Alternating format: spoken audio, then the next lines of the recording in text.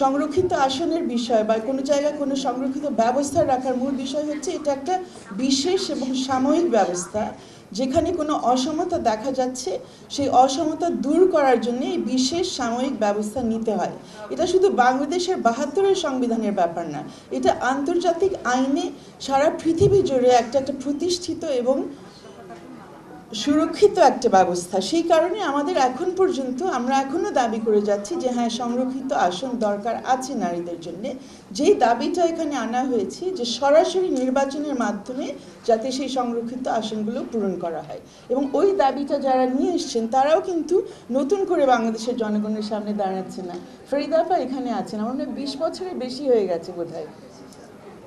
হ্যাঁ, কিন্তু আপনাদের যে মামলাটা আপনি করেছিলেন আরও অনেকে মিলে, বিভিন্ন নারী সংগঠন মানে অনেকে এখানে আজকে আছেন, তারা যৌথভাবে হাইকোর্টের শরণাপন্ন হয়েছিলেন। আমি ভুলে গেছি কত বছর আগে, ঠিক এই দাবিটা নিয়ে যখন সরকার বলছে আমরা সংরক্ষিত আসনের ব্যবস্থা করছি, আবার এটা বাড়াবো, আবার এটা দীর্ঘায়িত করব, তারা বলছেন যে আমরা কিন্তু চাচ্ছি না এমনি এমনি সংরক্ষিত আসন, আমরা চাই যে সেখানে নির্বাচনের ব্যবস্থা থাকবে। কিন্তু দুর্ভাগ্যবশত আমাদের মাননীয় সুপ্রিম কোর্ট মনে করলেন যে এটা প্রয়োজন নেই, সংরক্ষিত হলেই চলবে, নারীদের জন্য আমরা কিছু ব্যবস্থা রাখবো, অন্যরা তাদেরকে ওখানে বসিয়ে দিবে, তাদের পক্ষে তারা যা বলে সেটাই যথেষ্ট। একটু আগে বলা হচ্ছিল যে আমরা অন্যান্য জায়গায় দেখি যে নারীরা যথেষ্ট সুযোগ পায়, যথেষ্ট প্রতিনিধিত্ব তাদের হয়, শুধু রাজনীতিতে হয় না, আরও কয়েকটা জায়গা আছে যেখানে হয় না। তার মধ্যে একটা হচ্ছে আমাদের বিচার ব্যবস্থা, এবং সেখানেও নারীদের প্রতিনিধিত্ব নেই, এবং নারীদের অধিকারে বিশ্বাসী অনেকের প্রতিনিধিত্ব নেই বলে আমার মনে হচ্ছে যে সেই ধরনের একটা রায় আমরা সেই সময় পেয়েছিলাম। শেষ কথা একটু আসতে চাচ্ছি যে রাজনৈতিক অধিকারের কথা যেহেতু আমরা বলছি, এখন আমরা অবশ্যই নির্বাচন ঘিরে নির্বাচন কেন্দ্রিক আলোচনার মধ্যে আমরা বাধ্য হচ্ছি কিছুটা সীমাবদ্ধ হতে, কিন্তু নির্বাচনে আমরা চাচ্ছি যে হ্যাঁ, প্রার্থীরা আসুক, যারা যে দলগুলো এখানে অংশগ্রহণ করবেন আমরা আশা করছি সব দলই অংশগ্রহণ করার সুযোগ পাবে, বিভিন্ন মতের বিভিন্ন ধরনের।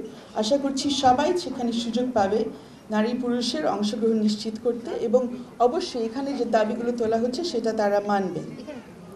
কিন্তু পাশাপাশি দলে যারা যাবেন তার বাইরেও যদি এখন দ্বিতীয় কক্ষ হয়, সেখানেও যারা যাবেন বিভিন্ন পেশা থেকেও তাদেরকে নেওয়া হতে পারে, অন্যান্য জায়গা থেকে তাদেরকে নেওয়া হতে পারে, সাংস্কৃতিক জগৎ থেকে তাদেরকে নেওয়া হতে পারে, সেখানে আমাদের ভাবতে হবে নারীদের অংশগ্রহণ যাতে থাকে। এবং আমরা শুধু নারীদের অংশগ্রহণ যথেষ্ট না, নারীদের অংশগ্রহণ কেন আমরা দাবি করছি, কারণ আমরা মনে করছি যে বৈষম্য দূর করা উচিত। আমাদের দেশে যেহেতু নারীরা 50% বেশিও, এখন 50% অন্তত নারীরা আছেন, তাদের প্রতিনিধিত্ব এখানে থাকতে হবে। একইভাবে আমরা মনে করছি যে না, সমতায় আমরা বিশ্বাসী, সমান অধিকারে আমরা বিশ্বাসী।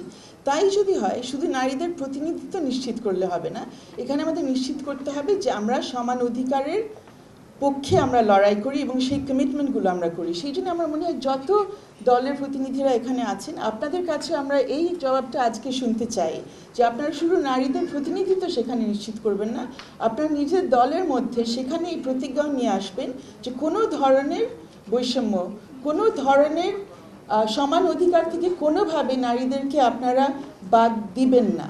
সেটা জনজীবনে যেমন না, রাজনৈতিক জীবনে যেমন না, সামাজিক পরিস্থিতি পর্যায়েও না, এবং ব্যক্তিগত এবং পারিবারিক জীবনেও না। তার মধ্যে আমার নারী হিসেবে আমার সব অধিকারে আপনারাও বিশ্বাসী হবেন, এটা আমরা যাতে বিশ্বাস করতে পারি, আপনাদের উপর আমরা যাতে আস্থা রাখতে পারি যে একজন রাজনৈতিক ব্যক্তি হিসেবে, একজন পেশাজীবী হিসেবে, একজন মা, বোন, স্ত্রী হিসেবে সব ক্ষেত্রে আমি আমার সম্পূর্ণ অধিকার পাবো একজন নারী হিসেবে। আমরা আশা করছি আপনারা যারা নারী হিসেবে রাজনৈতিক নেত্রী, রাজনৈতিক দলের নেতৃস্থানীয় পর্যায়ে আপনারা যারা যাচ্ছেন, আমাদের দেশে যারা নেতৃস্থানীয় পর্যায়ে যাবেন, আমরা আশা করছি আপনারা নারীদের অধিকারে বিশ্বাস করবেন, সমান অধিকারে বিশ্বাস করবেন, এবং সমান অধিকারের সংজ্ঞা কি, এটা যে রাজনৈতিক জীবন, সামাজিক জীবন এবং পারিবারিক জীবন পর্যন্ত প্রত্যেকটা স্তরে আপনারা যে গ্যারান্টি দিবেন, যে গ্যারান্টি আমাদের আইনে আছে, সংবিধানে আছে, আইনে নেই আনফর্চুনেটলি, সংবিধানে আছে, সেটা আপনারা বাস্তবে নিয়ে আসার জন্য, প্রতিষ্ঠিত করার জন্য আপনারা লড়াই করবেন।